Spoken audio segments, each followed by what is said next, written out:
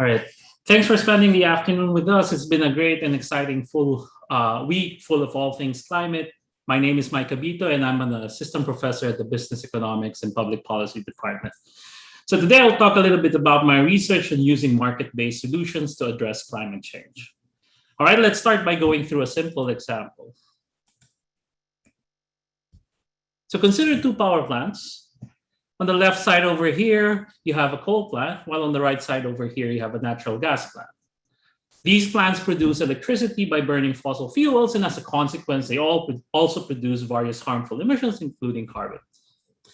Consider the following assumptions. First, business as usual emissions are 2 tons of carbon for the coal plant and 1 ton for the natural gas plant. Basically, this is how much each plant emits absent any abatement effort. The second assumption is that there is a technology that allows these plants to reduce emissions. Now, to reduce emissions, the coal plant must spend $200 per ton, while the natural gas plant must spend $100 per ton. Now, suppose our goal is to limit total emissions to 2 tons as cheaply as possible. How should we actually do this? Well, one option is to require all plants to limit their emissions to 1 ton. In this case, the coal plant must spend $200 to reduce its emissions from 2 tons to 1 ton, while the natural gas plant doesn't have to do anything. In this case, the total cost is going to be $200.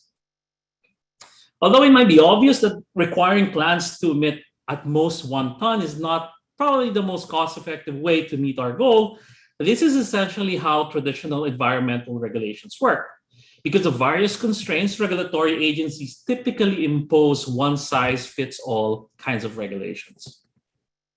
You probably already have realized that the cheapest way to limit total emissions to 2 tons is for the natural gas plant to reduce its emissions to 0 and let the coal plant behave as business as usual. In this case, the total cost is going to be $100. Now, the big question is, how do we actually do this? To be feasible, we need to design a mechanism that allows the coal plant to essentially pay the natural gas plant to reduce its emissions. An innovative way to do this is to create a market for emissions permits, also known as cap and trade. In cap and trade, the total number of permits is capped, and this will correspond to how much emissions will be allowed in the market. Power plants are then required to hold the permit for each ton of emission that they make, and they can buy and sell permits depending on their needs. Okay, let's go back to our example. To achieve our goal using cap and trade, we're going to set the cap to 2 tons and allocate 1 permit to each plant. Since the coal plant only has 1 permit, it needs to either reduce emissions by 1 ton, which costs $200, or buy a permit. Given these options, the coal plant is going to be willing to buy a permit for any price below $200.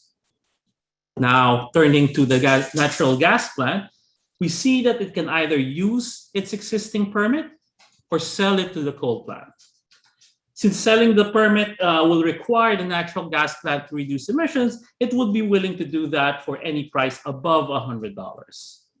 Okay, therefore, as long as the coal and natural gas plants are actually able to trade their permits, we can achieve the goal of limiting emissions to 2 tons at the lowest cost of $100. While markets for emissions are not necessarily perfect, multiple jurisdictions have embraced the market-based approach. As you can see from this map, there are a number of countries, states, and even cities that run their own emissions market. This sounds great, but one needs to remember that for a market to realize gains from trade, there should be a sufficient number of buyers and sellers that are actually willing to trade. In other words, it would have been more cost-effective if all of these separate markets were integrated and actually trade can occur across jurisdictional boundaries. But we're probably very far from this ideal case, since this requires all jurisdictions to essentially agree on the design and the rules of the global market. Nevertheless, my research identifies ways to reduce the inefficiencies when you're facing these separate markets. Okay, all right. I don't think I have more time. Again, thank you very much for your attention and enjoy the rest of the presentations.